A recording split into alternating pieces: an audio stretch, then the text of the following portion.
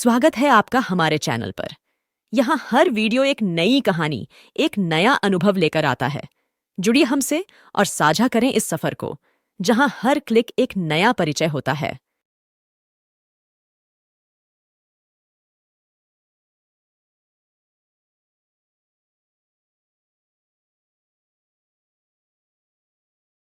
कमरा नंबर 13 का राज में अब तक आपने देखा कि होटल का पुराना मालिक ये कमरा किसी को भी किराए पर नहीं देता था, लेकिन नए मालिक को ये सब पता नहीं था और पैसों की लालच में कमरा किराए पर दिया और बारी बारी एक लड़का और एक लड़की की लाश मिली। होटल का मालिक खुद तहकीकात करने के लिए कमरे में रुका।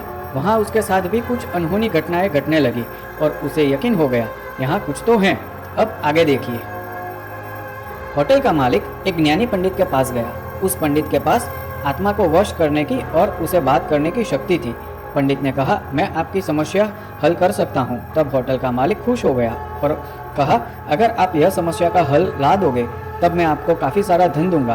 पंडित मालिक के साथ होटल पर आया और मालिक ने पंडित को बताया, यही खूनी डरावना कमरा है। पंडित ने कहा, आप मुझे कुछ घंटे इस कमरे में गुजारने दो। मालिक ने ठीक है कहकर वहाँ से चला गया, लेकिन उसके मन में अभी डर बैठा हुआ था कि शायद पंडित को कोई नुकसान न पहुंचे। पंडित ने कमरे में जाके मंत्रित पानी सभी जगह छींटा। तब अचानक एक लड़की दिखाई दी।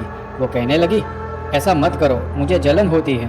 पंडित ने जोर से पूछा, ए लड़की, तू कौन है, यहाँ क्या कर रही है? तब लड़की ने कहा, मेरा नाम संजना है और मेरी आत्मा कई सालों से इस कमरे में भटकती है। पंडित ने उसका कारण पूछा।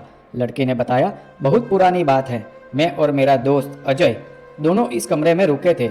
हम दोनों शादी करने वाले थे, लेकिन हमारे परिवार को भेदभाव की वजह से हमारी शादी मंजूर नहीं थी।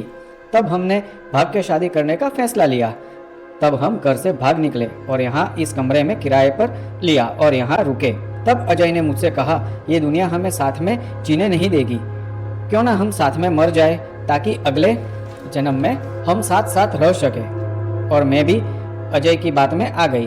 फिर पॉइजन की बोतल अजय अपने साथ लाया था, वो निकाली और मुझे दी। मैंने सबसे पहले ये जहर पिया। बाद में अजय की बारी आने पर वो डर गया और बोतल फेंककर मुझे कमरे में बंद कर वो चला गया। उसने मुझे धोखा दिया और अपना संसार किसी और लड़के के साथ बसाने लगा। यहाँ मैंने इस कमरे में तड़प तड़प के अपनी जान दे दी, लेकिन मेरी आत्मा इस कमरे में भटकती रही, क्योंकि अजय ने तो मुझे धोखा दिया था, उसका गम नहीं था, पर मैंने मेरे माँ बाप को दुखी किया, उसका गम था। उसके कारण मुझे अभी भी मोक्ष नहीं मिला। अगर मेरे माँ बाप एक बार कह दे हमने तुझे माफ़ किया तो मुझे इस यातना के नरक से मुक्ति मिल जाएगी। तब पंडित ने कहा, देखो संजना, तुम सच कह रही है, मैं तुम पे अभी विश्वास करता हूँ। मुझे तुम्हारे माँ बाप का नाम बता दो, मैं उनको समझाऊंगा और तुम्हारे साथ बात कराऊंगा। संजना खुश हो गई। पंडित ने संजना के माँ बाप को ढूंढ लिया और सारी बात बताई और उसके माँ बाप भी संजना से मिलने को तैयार हो गए।